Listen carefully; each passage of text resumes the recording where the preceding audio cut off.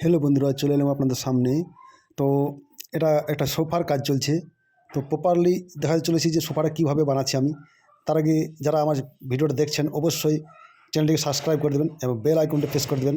Bell আইকনটা press করতে ভুলবেন না, কেন এরকম নতুন নতুন ভিডিও আপনারা প্রথম দেখার সুযোগটা নিতে পারেন। তো এই যে দেখছেন সোফাটা, তো সোফাটা কীভাবে বানাচ্ছি আমি সেটা দেখাচ্ছি। একদম সিম্পলি ইজি একটা জিনিস, যেগুলো আমরা অনেক মিস্ত্রি করে থাকি না। যেগুলো যে খিল, আমরা কাঠের খিল যদি ব্যবহার করি সোফার উপরে, আর ফেভিকল যদি প্রপারলি ব্যবহার করি, তাহলে সোফাটা খুবই উন্নত এবং একদম মজবুতের উপর তৈরি হয়ে যাবে। কিন্তু আমরা কি করি, ওটাতে আমরা ফেভিকল তো দিই না। যদি ফেভিকল দিই সেখানে আমরা খিল দিই না হয়তো, আর খিল দিলে হয়তো ফেভিকল দিই না। তো এগুলো করা চলবে না। এই যে দেখছেন হ্যান্ডেলগুলো আমরা খুব সুন্দরভাবে ফিনিশিংভাবে কেটে নিয়েছি। তো ফেভিকল যেটা বলছিলাম, তো ফেভিকল প্রপারলি দিতে হবে এবং কাঠের খিল দিয়ে সেটাকে খেলাতে হবে, তবেই সেটা মজবুত হবে। আর যে আমরা হ্যান্ডেলে বানাইছিলাম সেগুলো এভাবে সেট করে নেব। তো তার আগে আমি দেখে নিচ্ছি যে খিল বা ফেভিকল কতটা পরিমাণে দেবো। এই যে সুলার মধ্যে ফেভিকল দেবো আমি। সুলাটা দেখছেন, এটার মধ্যে প্রপারলি যতটা ফেভিকল দরকার প্রয়োজন ততটা ফেভিকল দেবো। তারপর আমি কিন্তু এরকমভাবে স্ট্রাকচার দাঁড় করাবো। তো এই যে দেখছেন ডিজাইনটা খুবই সুন্দর একটা। তো হ্যান্ডেলটা যখন দিয়ে দেবো তারপরে আমি একটা ভিডিও দেখাবো আপনাদের কেমন লাগছে। এই যে দেখছেন ফেভিকলটা যেভাবে দিচ্ছি আমি এইভাবে কিন্তু ব্যবহার করতে হবে। দেখছেন ফেভিকলটা সুলা দিতে হবে এবং বিন দিয়ে দিতে হবে এবং প্রপারলি জাস্ট আমার কথা যে প্রপারলি ফেভিকলটা দিতে হবে চারদিকে, কেননা তার জন্যই এটা মজবুত হবে। আর তারপরে কাঠের খিল দিয়ে খিল মারতে হবে, তবে মজবুত হবে। এখানে কোনো পেরেক বা কোনো স্ক্রু এখানে ব্যবহার করা যাবে না।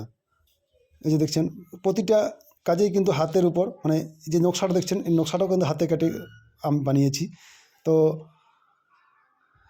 যদি এরকম কারো কাজের প্রয়োজন হয় অবশ্যই আমার স্ক্রিনে দেওয়ার নম্বর আছে, কল করতে পারেন। আমরা এরকম সোফা বা যে কোনো ধরনের কাঠের কাজ আমরা করে থাকি।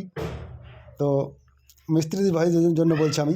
তো এরকমভাবে খিল দিয়ে সোফা খিলাবে বা যে কোনো খিলানের কাজেই যখন আপনারা করবেন কাঠের, তখন ওটা কাঠের খিল দিয়ে করবেন এবং প্রপারলি ফেভিকল দিয়ে।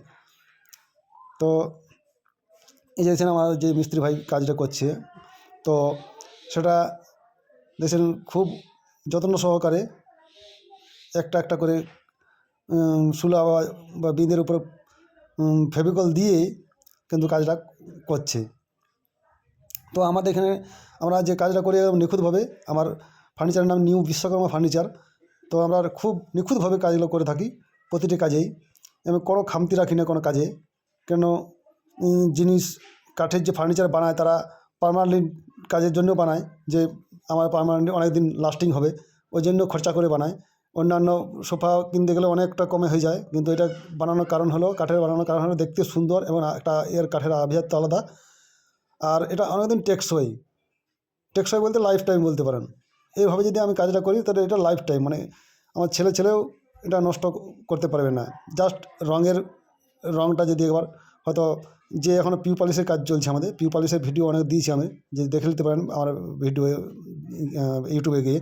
তো পিউ পলিশ যদি করে দেওয়া হয় একেবারে 10-15 বছর দেখতে হবে না, একদম দারুণ গ্লেজ থাকবে। একটু হয়তো কেয়ার করতে হবে।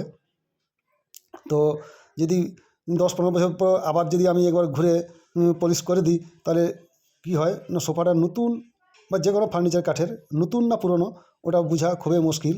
এত সুন্দরভাবে এগুলো ব্যবহার করা যায়।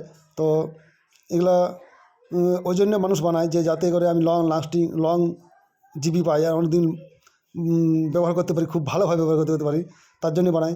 তো পুরো সোফাটার ভিডিও আমি নেক্সট পার্টে দিয়ে দেবো। ততক্ষণ থ্যাংক ইউ। ভিডিওটা কেমন লাগলো অবশ্যই জানাতে ভুলবেন না।